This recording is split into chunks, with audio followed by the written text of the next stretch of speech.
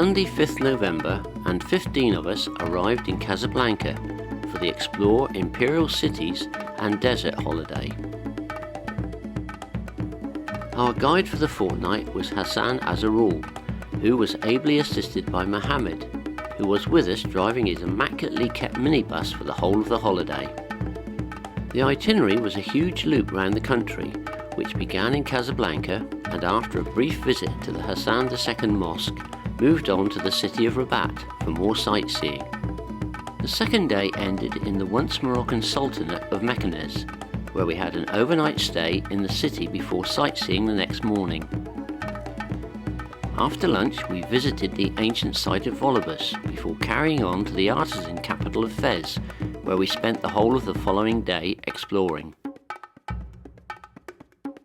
Moving on, we had a long drive through the Mid-Atlas Mountains via Midelt, into the land of the Berbers, before arriving at the desert settlement of Urfaud.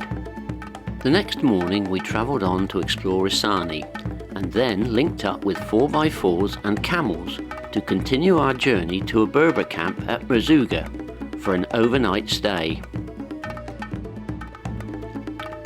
The following day we made our way back through Urfaud to the town of Tainhur, ready for a hike up through the valley to the Todra Gorge. Next there was a very long drive via El Cala de Maguna, through the valley of 1,000 Kasbahs to reach our hotel at El Benadou. The following day we went deep into the high Atlas Mountains via the Tizi and Tiku Pass, which is the highest in Morocco.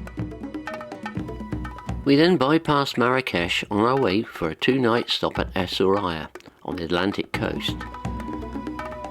After a free day in this busy fishing port, we made our way back to Marrakesh for the last leg of the holiday. We then flew home via Casablanca.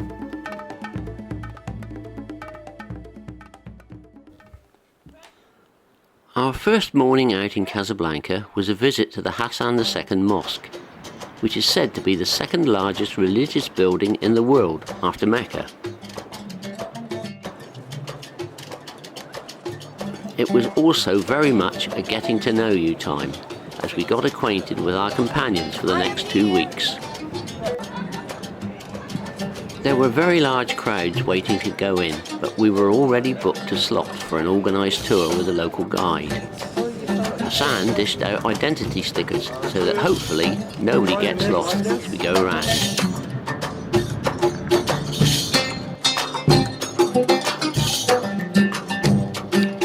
Inside, the building is awe-inspiring, especially as it was only completed in 1993 and has the feel of a much older structure.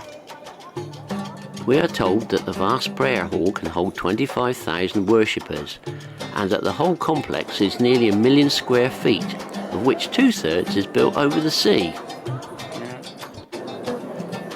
The building was designed by Michael Pinso and worked on by 35,000 craftsmen over a 7-year period. Our guide takes us down through the various galleries where worshippers wash and prepare for prayer.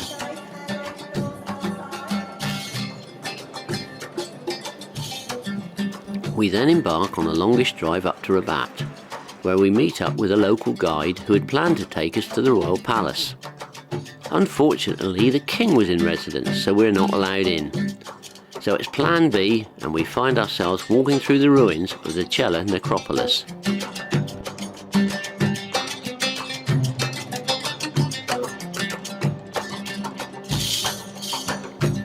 This area was the site of early settlers, and went on to become a thriving Roman town before being transformed into a cemetery.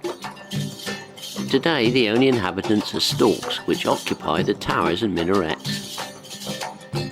Over the centuries the site has been ransacked several times and was largely destroyed by an earthquake in 1755, and we are left with just a glimpse of past glories.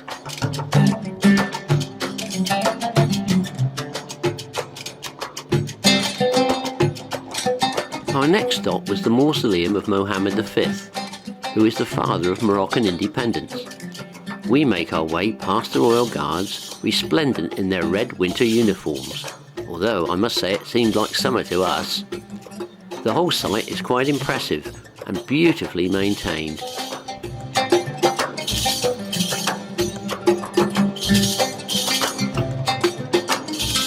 Moving inside, the huge sarcophagus dominates the main hall of the mausoleum, with prayers being offered throughout the day.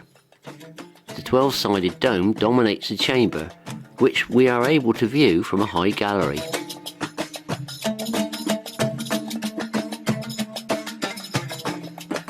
Back outside, we're confronted by the Hassan Tower and the remains of the unfinished mosque, which was built in 1196, but remained unfinished until after the death of its builder, when it fell into disrepair.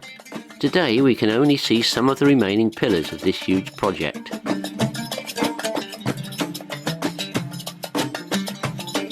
Moving on, we make our way to the Odeya Kasbah and explore the narrow streets and the 12th century houses, all painted in blue and white.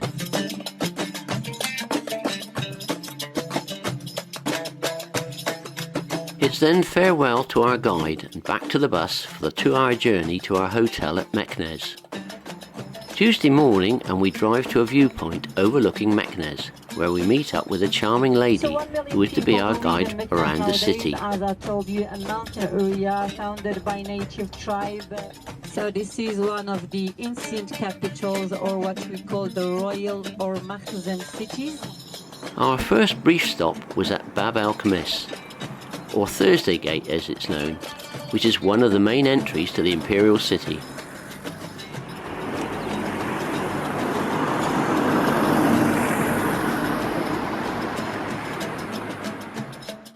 On the outer edge of the Kasbah is this huge water tank which was built to supply water for the whole city, and it is said that the women of the harem used to sail their pleasure boats on it. Today the local authority has attempted to create a place where local people can come and walk and relax. However, not everyone likes some of the modern additions. Near the great tank is the Dar el-Mar, or water house, and the grain store stables. These high-vaulted buildings were designed with thick walls to maintain the temperature at a low constant level needed to preserve the grain. Down below we saw where horse-drawn scoops were used to bring up the water from underground.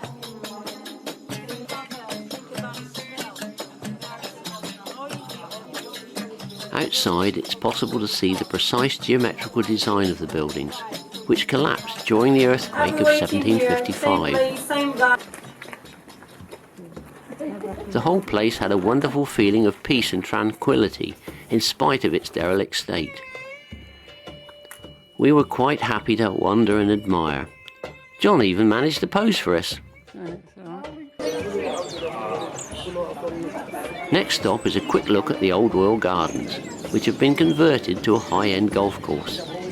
Not too many playing today though, probably because it's quite warm out there. A small garden here, 26 reading and second, 45 hectares. It's very good, the village is different, yes, like this house,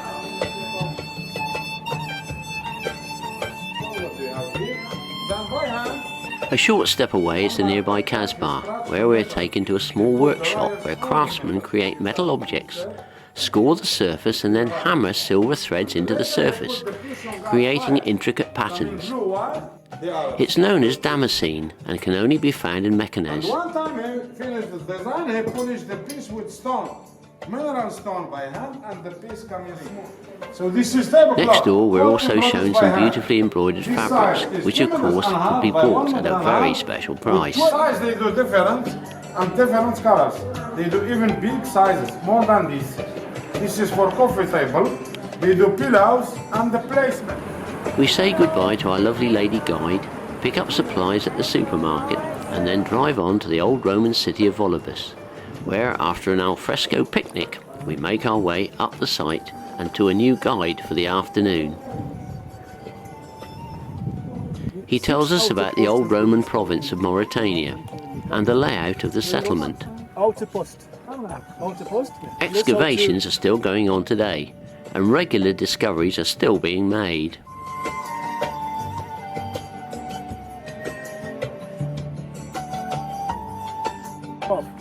And the real stone and the real colour.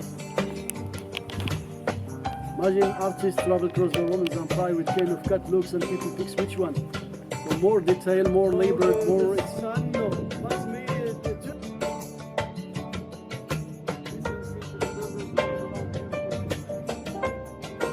We are now making our way to Fez, the oldest of Morocco's imperial cities. On our way we stop at this roadside shop to look at the gourds and the huge pomegranates. After booking into our hotel, we are whisked away to this family house in the back streets of the old town, where we are treated to a traditional Moroccan meal of tasty cooked vegetables and the local speciality, chicken pie. It was a great evening. 9 AM on Wednesday and we go to the Royal Palace of Dar el Markazen, where we meet up with our local guide for the day, Rashid.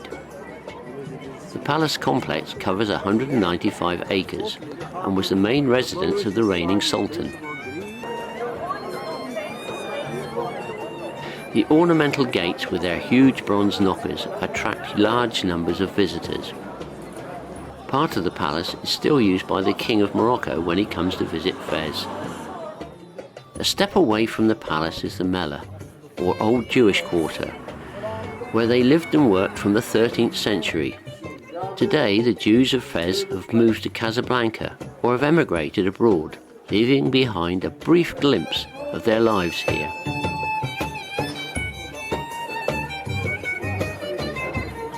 Rejoining our bus, we make our way to a viewpoint overlooking the whole of the Fez area, which is Morocco's third largest city and is a UNESCO World Heritage Site. From here, it's possible to see both the old and new parts of the city, which together are home to over 1 million people. Our next stop was at this crafts workshop where pottery and mosaics are produced using traditional skills. Pots and the ever-present tagine were everywhere, all hand-moulded from the local clay.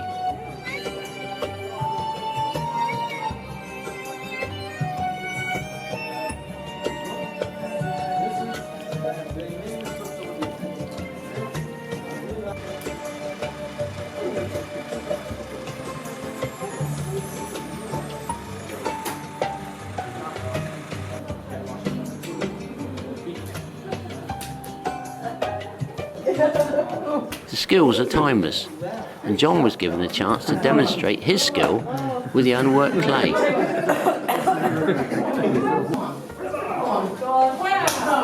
I don't think that he got the job.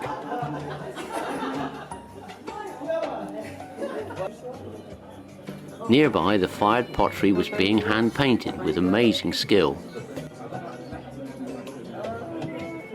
Eva and Sue were also given some hand painting of their own.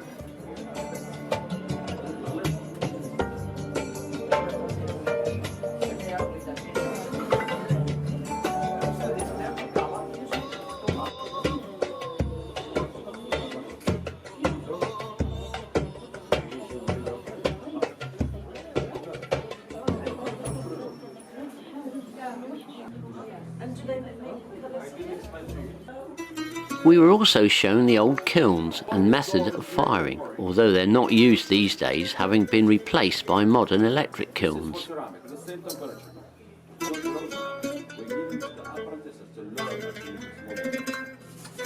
We also had a glimpse of the production of the tiny mosaic pieces which are used for decoration. This led to the inevitable visit to the retail outlet, where we could see a vast range of items on offer.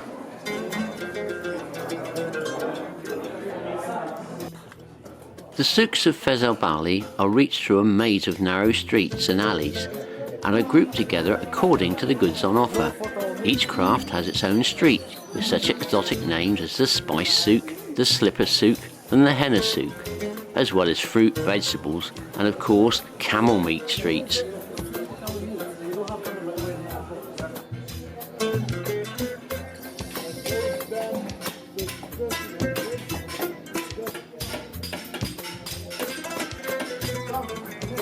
The next revelation was the Tanner's Quarter, which has been here since the Middle Ages. The craft tradition goes back thousands of years, and the process is labour-intensive, with the most appalling working conditions. What we see in the 20 liter water and 2 liter olive oil.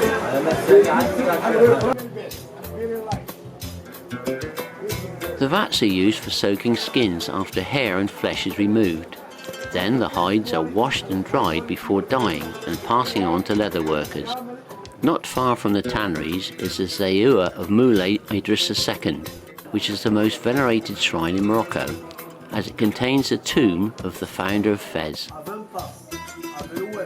Also nearby is the Kara o Ain Mosque, which is said to be home of one of the oldest universities in the world.